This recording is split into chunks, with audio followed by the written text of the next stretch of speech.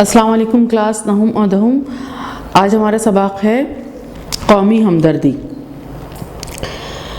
قومی ہمدردی پڑھنے سے پہلے اس کے لکھنے والے جو ہیں مولانا الطاف حسین حالی، ان کے بارے میں ہم پہلے پڑھ لیتے ہیں، پھر اس کے بعد سبق پڑھیں گے۔ مولانا الطاف حسین حالی، ولادت 1837، وفات 1914۔ الطاف حسین نام، حالی تخلص کہتے ہیں جب شاعر اپنا کوئی چھوٹا سا نام رکھ دیتے ہیں اور وہ پھر اپنی شاعری وغیرہ میں استعمال کرتے ہیں، اسے تخلص کہا جاتا ہے۔ حالی تخلص اور شمس العلماء خطاب تھا۔ خطاب کا مطلب ہوتا ہے اعزازی یا توصیفی نام۔ دو حالی تخلص تھا الطاف حسین کا، اور شمس العلماء خطاب تھا۔ والد کا نام خواجہ عیز بخش انصاری تھا۔ پانی پت میں پیدا ہوئے۔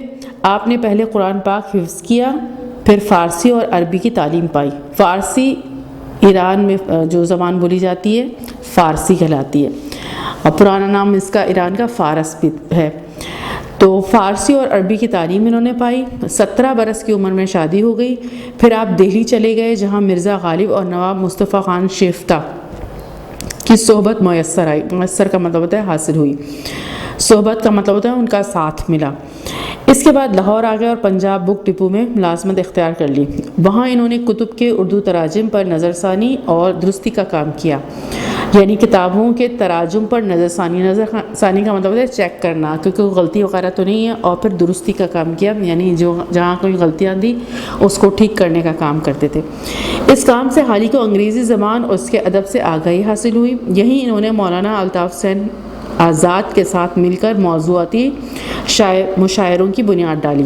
موضوعاتی مشاعروں کی بنیاد ڈالی، جن میں شاعر مختلف موضوعات پر نظمیں لکھ کر لایا کرتے تھے۔ موضوعاتی مشاعرہ ہوتا ہے کہ کوئی پہلے موضوع چن لیا کہ اس پر جو ہے وہ ہمارا مشاعرہ ہوگا، پھر اس پر لوگ جو ہے وہ اپنی نظمیں لکھ کر لایا کرتے تھے۔ انہی مشاعروں میں حالی نے برکھا رت، رحم و انصاف، حب وطن اور امید کے عنوان سے نظمیں پڑھی۔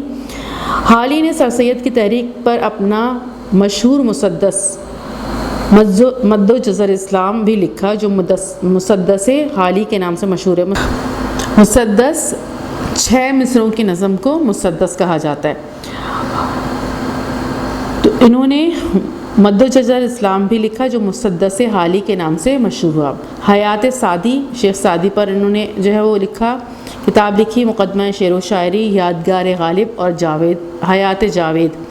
حالی کی اہم نثری تصانیف ہے۔ نثری کا مطلب ہوتا ہے جو شاعری نہیں ہو، ویسے مضامین جو لکھے جاتے ہیں یا کتابیں لکھی جاتی ہیں انہیں نثری ادب کہا جاتا ہے یا نثری تصانیف کہا جاتا ہے۔ اب چلیں شروع کرتے ہیں قومی ہمدردی۔ قومی ہمدردی شروع کرنے سے پہلے ہم اس کا مرکزی خیال دیکھ لیتے ہیں۔ مرکزی خیال قومی ہمدردی کا نصابی کتاب میں شامل سبق قومی ہمدردی کے مصنف مولانا الطاف حسین حالی ہیں۔ اس مضمون میں حالی نے ہمدردی کا مطلب بیان کرنے کے بعد قومی ہمدردی کی اہمیت پر زور دیا ہے۔ ہمدردی ایک ایسا جذبہ ہے جو جانوروں میں بھی پایا جاتا ہے۔ انسان تو پھر اشرف المخلوقات ہے، یعنی انسان تو بہت بلند درجے کی مخلوق ہے۔ عام جانور جن کو جو ہے وہ بہت لو لیول پہ اللہ تعالیٰ نے بنایا، ان کے اندر بھی ہمدردی پائی جاتی ہے، تو پھر اشرف المخلوقات انسان میں کیوں ہمدردی پیدا نہ ہو۔ قدرت نے ہمدردی کی خاصیت انسان کی فطرت میں رکھی ہے۔ جب یعنی ہمارے اندر، فطرت کا مطلب ہے بائی نیچر، یعنی ہم یہ کہیں بلٹ ان، ہمارے اندر یہ چیز خود بخود موجود ہے، اللہ تعالیٰ نے ڈالی ہے، ہماری نیچر میں رکھی ہے ہمدردی۔ جب انسان خاندان و قبیلے سے باہر قوم کی سطح تک آتا ہے تو یہ ہمدردی قومی ہمدردی بن جاتی ہے، یعنی کسی کو دکھ میں دیکھ کر ایک دم جذبہ آئے اس کے دکھ کو محسوس کرنا اور پھر اس کے دکھ تکلیف کو دور کرنے کی کوشش کرنا۔ لیکن جب یہ خاندان سے باہر نکلتی ہے، پھر قبیلے کی لیول پر آتی ہے یا قوم کے لیول پر آتی ہے، تو پھر وہ قومی ہمدردی کہلاتی ہے، کیونکہ انسان ایک دوسرے کے بغیر چل نہیں سکتا۔ زمانہ اور مذہب بھی ہمدردی کی تبلیغ کرتے اور ترغیب دیتے ہیں، یعنی راغب کرتے ہیں ہمدردی کی طرف۔ اور مذہب بھی بار بار ہمیں اس بات کو جو ہے وہ تبلیغ کرتا ہے، بار بار ہمیں جو ہے وہ ہمدردی کی طرف توجہ دلاتا ہے اور ہمارے اندر اس بات کی خواہش پیدا کرتا ہے کہ ہم دوسروں کی تکلیفوں کو دور کریں۔ آخر میں حالی اس بات پر زور دیتے ہیں کہ ہمیں مل کر قوم کے لیے کچھ کرنا چاہیے اور ہم سب کچھ کر سکتے ہیں۔ اب چلیے سبق پڑھتے ہیں۔ قومی ہمدردی۔ ہمدردی کا لفظ ہم اور درد دو فارسی کلموں سے مرکب ہے، یعنی ان دو سے مل کر بنا ہے۔ درد کے معنی دکھ اور تکلیف کے ہیں اور ہم کا لفظ اشتراک کے معنی دیتا ہے۔ اشتراک یعنی شرکت، یعنی مل کر کسی چیز کا بننا۔ درد کے معنی دکھ اور تکلیف کے ہیں اور ہم کا لفظ شراکت کے معنی دیتا ہے۔ بس ہمدردی کے لفظ سے دو یا کئی شخصوں کا دکھ اور تکلیف میں شریک ہونا ظاہر ہوتا ہے، خواہ ارادے سے ہو خواہ بے ارادہ۔ مگر آج کل کے استعمال میں ہمدردی سے وہ شرکت مراد لی جاتی ہے جو ارادے سے کی جائے۔ مثلا ایک شخص بیمار ہے اور دوسرا رحم یا محبت سے اس کی دوا دارو کرتا ہے تو دوسرے کو پہلے کا ہمدرد کہیں گے۔ یعنی ایک شخص اگر بیمار ہے اور دوسرا اس کی عیادت کرتا ہے یا اس کو دوا دارو کرتا ہے، اس کے لیے جو ہے وہ اس کی تکلیف کو دور کرنے کی کوشش کرتا ہے، دوسرے والے کو اس کا کیا کہیں گے؟ ہمدرد کہیں گے۔ تو ہمدردی سے کیا مراد ہوئی؟ ہمدردی سے مراد ہوئی ہمدردی کے لفظ سے دو یا کئی شخص کا دکھ اور تکلیف میں شریک ہونا ظاہر ہوتا ہے، خواہ ارادے سے ہو خواہ بے ارادہ۔ مگر آج کل کے استعمال میں ہمدردی سے وہ شراکت مراد لی جاتی ہے جو ارادے سے کی جائے۔ مثلا ایک شخص بیمار ہے اور دوسرا رحم یا محبت سے اس کی دوا دارو کرتا ہے تو دوسرے کو پہلے کا ہمدرد کہیں گے۔ یعنی ایک شخص اگر بیمار ہے تو دوسرا اس کے لیے جو ہے وہ دوا دارو کرے، اس کی عیادت کرے، اس کی تکلیف کو دور کرنے کی کوشش کرے تو دوسرے کو اس کا کیا کہیں گے؟ ہمدرد کہیں گے۔ اگر یہ بات سچ ہے تو یہ ضرور ماننا پڑے گا کہ تمام انسان ایک دوسرے کی ہمدردی کے ذمہ دار ہیں اور ہر شخص مصیبت کی حالت میں اپنے ہم جنسوں سے مدد لینے کا استحقاق رکھتا ہے۔ ہم جنس کا مطلب ہوتا ہے ایک قسم کے۔ اب جیسے انسان کے ساتھ ہمدردی کرتا ہے تو یہ ہم جنس کہلائیں گے، اور استحقاق کے معنی ہوتے ہیں قانونی یا اخلاقی حق۔ تو ہر شخص مصیبت کی حالت میں اپنے ہم جنسوں سے مدد لینے کا استحقاق رکھتا ہے، یعنی حق رکھتا ہے، اخلاقی حق رکھتا ہے کہ وہ دوسرے اس کی کیا کریں؟ مدد کریں۔ یہ حق بنتا ہے ہر شخص کا۔ کوئی شخص تکلیف میں ہے یا پریشانی میں تو دوسروں کی ذمہ داری اور فرض بنتا ہے اور اس شخص کا حق بنتا ہے کہ لوگ اس کے ساتھ کیا کریں؟ ہمدردی کریں اور اس کی مدد کریں۔ کون ہے جو اس بات سے انکار کرے گا کہ بھائی کو بھائی سے ایک تعلق ہے جو ایک دوسرے کی ہمدردی پر مجبور کرتا ہے؟ پھر کیا وجہ ہے کہ ان بھائیوں کی اولاد میں اس ہمدردی کا کوئی حصہ باقی نہ رہے؟ بے شک جب تک کہ باپ کے خون کا قطرہ اولاد کے رگ و پے میں باقی ہے۔ رگ و پے کا مطلب ہوتا ہے پورا جسم، گوشت پوست۔ تو بے شک جب تک کہ باپ کے خون کا قطرہ اولاد کی رگ و پے میں باقی ہے، ہمدردی کا رشتہ کبھی منقطع نہیں ہو سکتا۔ منقطع کا مطلب ہوتا ہے کٹ نہیں سکتا، ختم نہیں ہو سکتا۔ سب ایک دوسرے کے ساتھ کیا کرتے ہیں؟ ہمدردی کا جذبہ ان میں موجود ہوتا ہے اور وہ اس تکلیف کو دوسروں کی دور کرنے کی کیا کریں؟ کوشش کریں۔ ہمدردی حیوانات میں بھی پائی جاتی ہے۔ بچوں کو ایک مدت تک پرورش کرنا، پالنا، ان کے لیے غذا بہم پہنچانا، بہم کا مطلب ہے فراہم کرنا، ان کے لیے غذا بہم پہنچانا، تابع مقدور کا مطلب ہوتا ہے جہاں تک ممکن ہو، تابع مقدور ان کو دشمن کے حملے سے بچانا سب جانوروں کی عام خصلت ہے، یعنی عام عادت ہے۔ یعنی ہر جانور اپنے بچوں کی کیئر کرتا ہے اور ان کو غذا فراہم کرتا ہے، ان کو دشمن کے حملے سے بچاتا ہے، ان کو جو ہے وہ ان کا خیال رکھتا ہے، ہر ممکن کوشش کرتا ہے کہ اس کے بچے جو ہے وہ دشمن سے بچے رہیں اور جو بھی غذا ہے وہ ان کو فراہم ہوتی رہے اور وہ لا کر دینا، ان کا خیال کرنا، یہ تمام جانور کرتے ہیں۔ اس کے سوا عام ہمدردی بھی ان میں دیکھی گئی ہے۔ جنگلی بطخوں کا غول جب کسی کھیت میں اترتا ہے اور وہاں کسی طرح کا کھٹکا نہیں پاتا تو سب کے سب صف باندھ کر دانہ چگتے ہیں۔ جنگلی بطخوں کا غول کا مطلب ہوتا ہے جھنڈ اور گروپ۔ جب کسی کھیت میں اترتا ہے اور وہاں کسی طرح کا کھٹکا کا مطلب ہوتا ہے خوف نہیں پاتا تو سب کے سب صف باندھ کر دانہ چگتے ہیں، مگر ان میں سے ایک ایک بطخ نوبت بنوبت کا مطلب ہوتا ہے باری باری اپنے ہم جنسوں کی چوکسی کرتی ہے۔ چوکسی کا مطلب ہے چوکیداری، یعنی جب بطخیں کسی کھیت میں اترتی ہیں اور جب چگ رہی ہوتی ہیں تو ہر دفعہ باری باری ہر ایک اپنی ذمہ داری لیتا ہے کہ وہ دشمن کے حملے سے اس کو کیا کرتی ہیں، یعنی سب کھا رہے ہوں ایک چوکیداری کرتی ہے تاکہ سب کو نظر پہ رکھے کہ کوئی حادثہ نہ ہو جائے۔ پھر دوسری اپنی باری لیتی ہے اور وہ دانا چگنے چلی جاتی ہے تاکہ وہ سب کی دیکھ بھال کرے کہ کسی کو کوئی حادثہ پیش نہ آ جائے۔ تو نوبت بنوبت کا مطلب ہے باری باری وہ چوکیداری کے لیے اپنے جو ہے وہ ہم جنسوں کے خیال رکھتی ہیں کہ ان کو کوئی نقصان نہ پہنچے، اور جب تک پہرا دیتی رہتی ہیں کہ ایک دانہ نہیں کھاتی، اور جب پہرا دے رہی ہوتی ہیں تو وہ ایک دانہ بھی نہیں کھاتی، یعنی سب کھا رہے ہوتے ہیں اور وہ پہرا دینے والی ان کا خیال کر رہی ہوتی ہے۔ چونٹا جب کہیں اناج کا ذخیرہ پاتا ہے تو کبھی تن پروری نہیں کرتا۔ تن پروری یعنی اپنے پیٹ کا خیال نہیں کرتا بلکہ سب کا خیال کرتا ہے، خود غرضی نہیں کرتا، بلکہ اسی وقت اپنے ہم جنسوں کو خبر کر دیتا ہے اور تھوڑی سی دیر میں لاکھوں چیونٹیوں کو وہاں جمع کر دیتا ہے۔ اسی طرح اور بھی مثالیں پائی جاتی ہیں، یعنی اگر ہم واقعی جغرافک چینل پر دیکھیں تو اب اسی طریقے سے یہ ہم آسانی سے بھی دیکھ سکتے ہیں۔ کوے دیکھیں آپ، اگر کوئی بوٹی ایک ڈالیں آپ اتنا ہی کائیں کرتے ہیں کہ سارے کوے وہاں پر جمع ہو جاتے ہیں اور سب کے لیے وہ جو ہے وہ خیال کرتے ہیں کہ سب کو مل جائے۔ اسی طریقے سے جانور اپنے جو بچوں کا خیال رکھتے ہیں اس میں اپنے حلق کی چیز بھی نکال کر جو ہے وہ اپنے بچوں کو دے دیتے ہیں۔ کتا ہے یا بلی ہے، آپ کبھی انہیں دیکھیں، آپ کوئی بوٹی ڈالیں یا کچھ ڈالیں، اگر ان کے بچے موجود ہیں اور وہ بھوکے ہیں تو وہ اپنا کھانا چھوڑ کے ان کو دے دیں گے کہ وہ میرے بچے کھا لیں۔ تو یہ ہمدردی جو ہے اللہ تعالیٰ نے جانوروں کے اندر بھی رکھی ہے اور انسانوں میں تو اس سے بڑھ کر ہونی چاہیے اور اس سے بڑھ کر رکھی ہے، لیکن انسان کے اوپر منحصر ہے کہ وہ اس چیز کو جو ہے وہ اپنی مزید پروان چڑھاتا ہے یا اپنے اندر کی خوبیوں کو وہ ختم کر دیتا ہے۔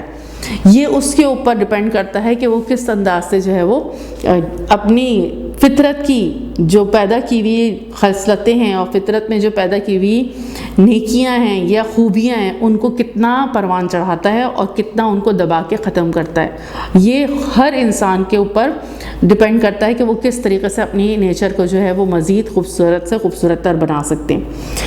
اب اس سے دو باتیں ثابت ہوتی ہیں، ایک یہ کہ ہمدردی انسان کی طبیعت میں بھی ضرور رکھی گئی ہے، کیونکہ جو خوبیاں قدرت نے اور حیوانات کو عنایت کی ہیں، عنایت کا مطلب ہوتا ہے اپنے رحم و کرم سے دی ہیں، انسان ان کا زیادہ تر مستحق ہے، مستحق یعنی حقدار ہے۔ دوسرے یہ کہ ہمدردی ایک قدرتی خاصیت ہے جو بغیر تعلیم اور اکتساب کے انسان کی طبیعت میں خود بخود جوش مارتی ہے۔ اکتساب کا مطلب ہوتا ہے ذاتی محنت، یعنی خود کوئی چیز محنت سے حاصل کی جائے، تو یہ ہمدردی جو ہے یہ ایسی خاصیت ہے جو بغیر تعلیم اور اکتساب کے یعنی بغیر محنت کے انسان کی طبیعت میں خود بخود جوش مارتی ہے۔ جوش مارتی ہے یعنی ابھرتی ہے اور نکل کر سامنے آتی ہے، کیونکہ اگر ایسا نہ ہوتا تو اور حیوانات میں جو عقلی تعلیم سے بالکل محروم ہے اس کا وجود ہرگز نہ پایا جاتا۔ وہ یہ کہہ رہے ہیں کہ یہ اصل میں یہ جو ہمدردی کا عنصر ہے یہ اللہ تعالیٰ نے قدرتی طور پر ڈالا ہے، جانوروں میں بھی ڈالا ہے اور انسانوں میں بھی ڈالا ہے، اور اگر ایسا نہ ہوتا اور لوگ جو ہے وہ محنت یا تعلیم سے اسے حاصل کرتے تو یعنی جن کے پاس عقل نہیں ہے اور جو عقلی اور تعلیمی چیزوں سے محروم ہے ان کے اندر تو پھر یہ ہرگز ہو ہی نہیں سکتی تھی، کیونکہ جانوروں میں عقل نہیں ہے، عقل سے تو اور تعلیم سے تو وہ محروم ہے، ان کے اندر پھر یہ کیسے آتی؟ یہ اصل میں بات یہ ہے کہ یہ اللہ تعالیٰ نے رکھی ہے، قدرت نے، اللہ تعالیٰ نے اپنی رحم و کرم سے یہ سب کو عنایت کی ہے، یعنی جو رحم و کرم اللہ تعالیٰ کے اندر ہے اللہ تعالیٰ نے ہم انسانوں کو بھی اس کا کچھ حصہ دیا ہے، ہم اپنی مخلوق کو بھی اس کا حصہ دیا ہے، یعنی تمام جانوروں میں بھی ہمدردی پائی جاتی ہے، یہ اللہ تعالیٰ نے رکھی ہے، اور تمام انسانوں میں بھی یہ ہمدردی کا جذبہ پایا جاتا ہے۔ ہمدردی انسان میں اس لیے پیدا کی گئی ہے کہ کارخانہ دنیا کا انتظام درہم برہم نہ ہونے پائے، یعنی کیونکہ انسان اپنی ضروریات میں ایک دوسرے کے محتاج ہیں، ایک کی گاڑی دوسرے کی مدد کے بغیر نہیں چل سکتی۔ بس اگر انسانوں میں ہمدردی نہ ہو تو یہ تمام کارخانہ درہم برہم ہو جائے۔ درہم برہم کا مطلب ہوتا ہے تباہ و برباد، اور کارخانہ یہاں پر دنیا کو کہا جا رہا ہے۔ یعنی اگر یہ ہمدردی انسان میں نہ پیدا کی گئی ہوتی تو یہ دنیا چل ہی نہیں سکتی تھی، کیونکہ ہم سب انسانوں کو اللہ تعالیٰ نے بنایا ہے، سب ایک دوسرے کے محتاج ہیں، یعنی لازماً ہم اپنی تمام چیزوں کے لیے دوسروں پر ڈیپینڈنٹ ہیں۔ کوئی شخص مکمل طور پر ذاتی اپنی جو ہے وہ اپنے اوپر ڈیپینڈ کر کے زندگی نہیں گزار سکتا، یعنی اسے ضرور ہی یعنی اسے لازماً دوسروں کی مدد کی ضرورت ہے۔ دوسرے جب تک دوسرے اس کی جو ہے وہ مدد کو نہیں آئیں گے، یا اس کی اب جیسے کوئی شخص بیمار ہو جائے تو اگر ڈاکٹر اسے دوا نہ دیں تو وہ نہیں ٹھیک کر سکتے۔ کوئی شخص بیمار ہو جائے تو گھر کے افراد اسے ہاسپٹل نہیں لے کے جائیں، یا گھر کے افراد اس کا خیال نہ رکھیں تو وہ ٹھیک نہیں ہو سکتا۔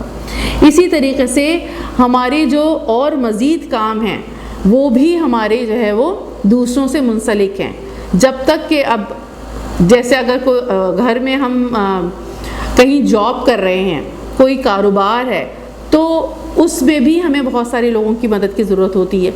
یعنی اب ہم جو چیزیں کھاتے پیتے ہیں، یا اگر جیسے ہم جو ہے وہ سبزیاں کھا رہے ہیں یا پھل کھا رہے ہیں، جو بھی چیزیں ہمیں غذا فراہم ہو رہی ہے، اس کے پیچھے کتنے لوگوں کا ہاتھ ہے کہ وہ تیار کرتے ہیں پھر ہم تک پہنچتی ہے۔ اسی طریقے سے ہمارے گھر میں اگر جب ہم چھوٹے بچے ہوتے ہیں یا بڑے بھی ہو جاتے ہیں تو گھر میں جو ہماری والدین ہیں، والدہ کھانا بناتی ہیں تو ہمیں ملتا ہے، اگر ان کے اندر یہ ہمدردی نہ ہو تو پھر ہم کیسے جی سکتے ہیں؟ کوئی بچہ پروان چڑھے ہی نہیں، وہ تو بچپن میں ہی کیا ہو جائے، زندہ نہ رہ سکے اور مر جائے۔ تو یہ کیا ہے کہ اللہ تعالیٰ نے ہمیں ایک دوسرے پہ کیا بنایا، ڈیپینڈنٹ بنایا، بغیر ایک دوسرے کے سہارا بنے یہ دنیا نہیں چل سکتی۔ تو اگر یہ ہمدردی کا جذبہ نہ ہو تو یہ دنیا جو ہے وہ کیا ہو جائے، تباہ و برباد ہو جائے۔ ہمارے ہم وطن بھی ہمدردی کی اصل سے بے خبر نہیں ہیں۔ کنویں بنوانے، پیاؤ بٹھانی کا مطلب ہوتا ہے جانوروں کے پانی پینے کی جگہ، سبیل لگانی، محتاجوں کی خبر لینی، بیواؤں کی مدد کرنی، بیاہ شادیوں میں شریک ہو کر ایک دوسرے کا کام بٹوانا، بیمار کی عیادت کا مطلب ہوتا ہے مزاج پرسی، ان کے زیادہ کوئی شخص بیمار ہے تو اس کو جب ہم پوچھنے جاتے ہیں تو وہ عیادت کہلاتی ہے۔ میت کی تعزیت کا مطلب ہوتا ہے مردے کے وارثوں سے اظہار ہمدردی کرنا، میت کی تعزیت، اور اسی طرح بہت سی باتیں ہمارے ملک میں بھی پائی جاتی ہیں۔ یعنی ہمارے ہاں بھی یہ ساری چیزیں، یہی جیسے انہوں نے پیچھے کہا کہ ہمارا مذہب بھی، ہر مذہب اس بات کی تبلیغ کرتا ہے اور ترغیب دیتا ہے کہ ہم سب ایک دوسرے کے ساتھ کیا کریں، ہمدردی کریں، اور یہ بہت بڑا نیکی کا جو ہے وہ جذبہ ہے اور کام ہے۔ تو یہ جیسے ہمیں کہا گیا ہے کہ اگر کوئی سب پانی کا بندوبست کرے کسی کے لیے تو بہت بڑی نیکی ہے، صدقہ جاریہ ہے۔ کنویں کھدوا رہے ہیں لوگ تاکہ لوگ پانی جو ہے وہ حاصل کریں، تو جب تک وہ کنویں سے لوگ پانی نکالتے رہیں گے اور اس سے سیراب ہوتے رہیں گے، وہ اس کا اجر ملتا رہے گا۔ یعنی مرنے کے بعد بھی یہ ایسا صدقہ جاریہ ہے کہ مرنے کے بعد بھی اس کو اس کا فائدہ ہوتا رہے گا۔ تو اس طرح ہمیں جو ہے وہ مزید اس کو جو ہمدردی کا جذبہ ہے اس کو پروان چڑھاتا ہے ہمارا مذہب۔ قرآن میں ہمیں بہت ساری جگہوں پہ کہا گیا ہے کہ تم نیکی کی حقیقت کو پہنچ ہی نہیں سکتے جب تک کہ اس چیز میں سے خرچ نہ کرو جو تمہیں سب سے زیادہ محبوب ہے، سب سے زیادہ پسند ہے۔ یعنی لوگوں پر خرچ کرنا، لوگوں کو دینا۔ اب جیسے ہماری عید ہے، عید پر بھی ہمیں کیا کہا جاتا ہے، ان لوگوں کا خیال کرو جن کے پاس مال و دولت نہیں ہے، تو ہم فطرہ نکالتے ہیں عید پر۔ رمضان میں ہم زیادہ سے زیادہ جو ہے وہ لوگوں پر صدقہ و خیرات کرتے ہیں۔ پھر زکوٰۃ ہے، تو اتنی ساری چیزیں ہمیں جو ہے وہ مذہب ہمارا ترغیب دیتا ہے کہ ہمیں یہ کرنا چاہیے، اور یہ بہت بڑا ثواب کا کام ہے۔ تو یہ اسی طریقے سے جس کے دل میں نرمی نہیں اس میں کچھ بھی نہیں۔ جب کوئی شخص کسی شخص کو تکلیف میں دیکھتا ہے تو ہمارے اندر خود بخود یہ جذبہ ابھر کے سامنے آتا ہے کہ نہیں اس کی تکلیف کو دور کر دیا جائے، کیوں بچہ یہ رو رہا ہے، کیوں شخص یہ جو ہے وہ بیمار ہے یا کیا ہو گیا ہے. کسی کے گھر سے اگر تکلیف کی رونے کی آواز ہے تو ہمیں پریشانی ہو جاتی ہے کہ کیا ہو گیا، تو ہم فوراً اس کے جو ہے وہ حل کے لیے کوئی نہ کوئی بندوبست کرتے ہیں. تو یہ جذبہ اللہ تعالیٰ نے ہمارے اندر رکھا ہے، اور زمانہ بھی اور مذہب بھی ہمیں اس طرف اور کیا کرتا ہے، راغب کرتا ہے. بعض اوقات یہ قدرتی خصلت جس کا نام ہمدردی ہے، مشق اور تعلیم سے تمام قومیں پھیل جاتی ہے. مشق کا مطلب ہوتا ہے کسی کام کا لگاتار کرنا. تو بعض اوقات یہ قدرتی خصلت، یہ قدرتی جو اللہ تعالیٰ نے صفت دی ہے یا خصوصیت دی ہے، یہ اور مزید بڑھ جاتی ہے اور قومی لیول تک پہنچ جاتی ہے جب اس کو لگاتار کیا جائے. مشق اور تعلیم سے تمام قومیں پھیل جاتی ہے اور اس کا اثر کسی قدر تیز ہو جاتا ہے.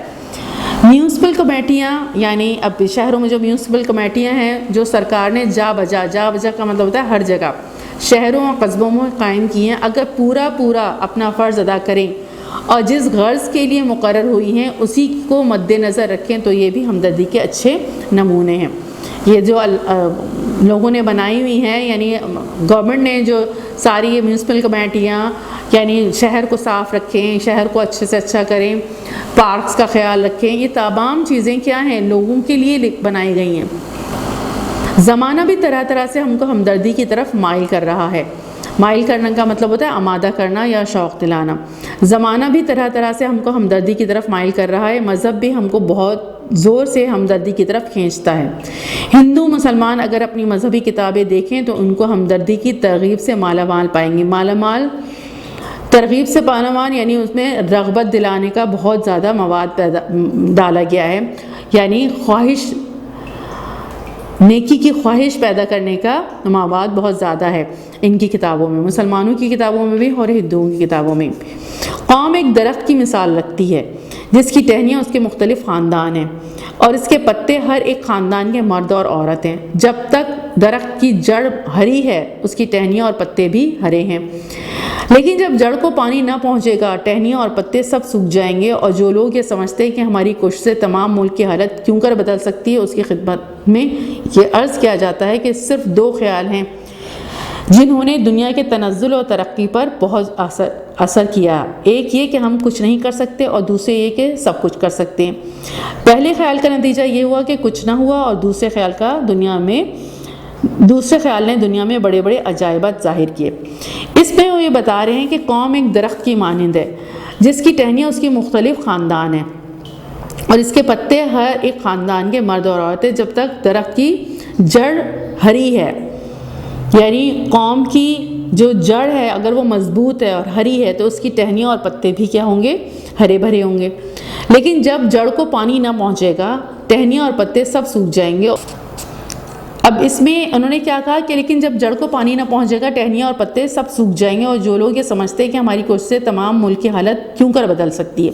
اب اس میں ہوتا کیا ہے کہ جب ایسا شخص یہ سوچتا ہے کہ بھائی ہماری کوشش سے کیا ہو سکتا ہے، ہماری کوشش سے کچھ نہیں ہو سکتا اور یہ پورے ملک کی حالت ہم کیسے سنبھال سکتے ہیں، ہم کیسے تبدیل کر سکتے ہیں. تو ان کی خدمت میں انہوں نے کہا یہ عرض کیا جاتا ہے کہ صرف دو خیال ہیں جنہوں نے دنیا کے تنزل کا مطلب ہوتا ہے زوال یعنی گر جانا، اور ترقی پر بہت اثر کیا ہے. یعنی دو خیالات ہیں جس نے، یا تو ایک خیال ایسا ہے جس نے ترقی دی پوری قوم کو اور ایک خیال ایسا ہے جس نے پوری قوم کو کیا کر دیا، گرا دیا. ایک یہ کہ ہم کچھ نہیں کر سکتے، جب ہم یہ سوچیں ہم کچھ نہیں کر سکتے. دوسری یہ کہ ہم سب کچھ کر سکتے ہیں. جب ہم یہ سوچیں گے ہم کچھ نہیں کر سکتے تو ہماری پوری قوم کی جڑ گر جائے گی، یعنی ہماری پوری قوم تباہ ہو جائے گی. ہر شخص اگر یہ سوچ کے بیٹھ جائے کہ ہم کچھ نہیں کر سکتے تو قوم پروان نہیں چڑھے گی اور قوم جو ہے وہ ترقی نہیں کرے گی، آگے نہیں بڑھے گی.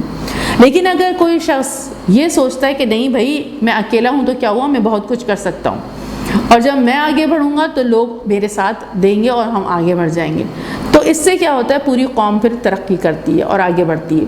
ایک شخص ہی قدم اٹھائے تو دوسرے اس کے ساتھ مل جاتے ہیں اور پھر وہ کیا ہو جاتی ہے، آگے بڑھتی ہے. پہلے خیال کا نتیجہ یہ ہوا کہ کچھ نہ ہوا، یعنی ظاہر ہے ایک نے سوچ لیا، ایک شخص نے. اب اگر کوئی شخص ڈاکٹر ہے اور وہ جو ہے وہ صرف یہ سوچ رہا ہے کہ میں نے جو ہے وہ اپنی زندگی سنوارنی ہے، میں نے کمانا ہے۔ تو بہت سے لوگ یہاں پر کیا ہے، ڈاکٹر تو بنتے ہیں یہاں پر، لیکن امریکہ چلے گئے، باہر ممالک چلے گئے، اور بھائی پاکستان میں کچھ ہونے والا نہیں ہے، پاکستان میں کیا ہوگا، اور یہ بھائی یہاں کی تو حالت بہت خراب ہے، یہاں کچھ نہیں ہو سکتا۔ اب واقعی پھر کیا ہے کہ کچھ نہیں ہوگا، ہر کوئی ایسا سوچ لے تو پوری قومی تباہ رہے گی، تباہ ہو جائے گی۔ لیکن کچھ لوگ ایسے ہوتے ہیں کہ اگر ڈاکٹر بن گئے یا انجینئر بن گئے یا جو ہے وہ ٹیچر بن گئے، تو وہ یہ سوچتے ہیں نہیں میں بہت کچھ کر سکتا ہوں، اور اپنی جو ہے وہ ڈاکٹری میں بھی وہ ایسا کوئی کام سر انجام دے جس سے کئی لوگوں کو کیا ہے فائدہ ہو، ان کی بیماریوں دور ہوں، اور مفت علاج ہے اور بہت ساری چیزیں ہیں، وہ ایسا سیٹ اپ کر لے کہ جس سے کئی لوگ مستفید ہو جائیں۔ اسی طریقے سے کوئی ٹیچر ہے تو وہ جتنا اچھے تعلیم دے گی اور پروان چڑھائے گی جو ہے وہ اپنے اسٹوڈنٹس کو جتنا اچھے سے اچھا سکھائے گی، تو ایک سے کئی جو ہے وہ ایک جیسے کہتے ہیں ایک موم بتی سے کئی موم بتیاں جل سکتی ہیں، اور پورا جو ہے وہ معاشرہ ہمارا اچھے سے اچھا ہو سکتا ہے۔ تو انہوں نے یہ کہا کہ پہلے خیال کا نتیجہ یہ ہو کہ کچھ نہ ہوا، اور دوسرے خیال نے دنیا میں بڑے بڑے عجائبات ظاہر کیے، یعنی حیران کن اور حیرت انگیز طور پر وہ دنیا میں ترقی کر گئے اور بہت کچھ انہوں نے کر ڈالا اپنی قوم کے لیے۔ اب اس میں مثال چائنا کی بھی ہے۔